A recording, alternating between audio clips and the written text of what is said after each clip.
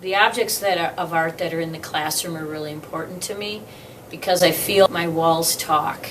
It's sort of a philosophy that I have engaged so that they're constantly being able to look in any direction and find different points of inspiration. And also for me, it's like a dictionary, so I can point to things on the wall and I can say, remember that artist. I remember sitting in Miss Cohn's class, wondering why we were learning about so many artists that no one's ever heard of. But then I realized it was to get myself and my peers to think differently about others and accept people for who they are. She uses art to teach us about cultures and cultures to teach us about art. She teaches things about different cultures, so we learn about people's art all around the world. Miss Cohn accepted everyone, no matter what race, gender, religion, or sexual belief. She even does a GSA club so people who are gay, lesbian, transgender, and bisexual could have a safe spot.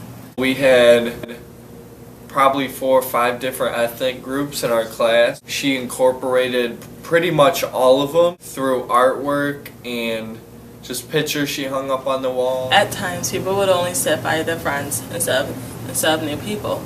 So she made a switch-up day, and it meant people came to the room, picked a number for a table, and sat next to someone they never talked to.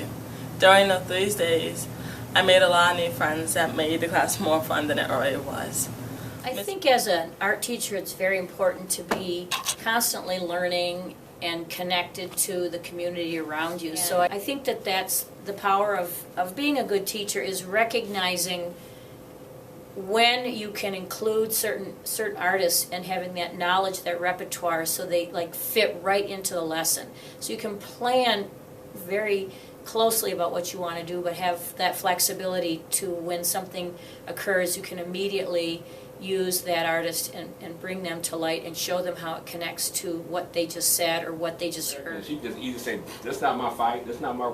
I don't have to deal with this," and just go on about her life. But it is our fight. But it because is all our It's the human fight. race. It's the human and race. And when anyone is belittled, it affects all of us. All of us. Ms. Cohn is one of my favorite teachers here at the school, and she finds a way to make everybody inclusive in the class. She finds something to do, or something that everyone can do in terms of art, and for someone like me that doesn't like all types of art, I was able to do it pretty well. And she has us do a lot of tough work, but it's fun. We did a lot of clay work, some copper work, some painting, which I'm good with none of those, but I thought it was pretty fun. My favorite project we did with Miss Cohn was the Kentai cloths from Ghana. Ms. Cohn includes everyone in her class.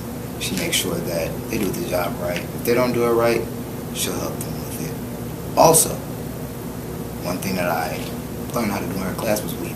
It's really fun. I enjoy it. It's a fun activity. It takes a long time, but you get the job done.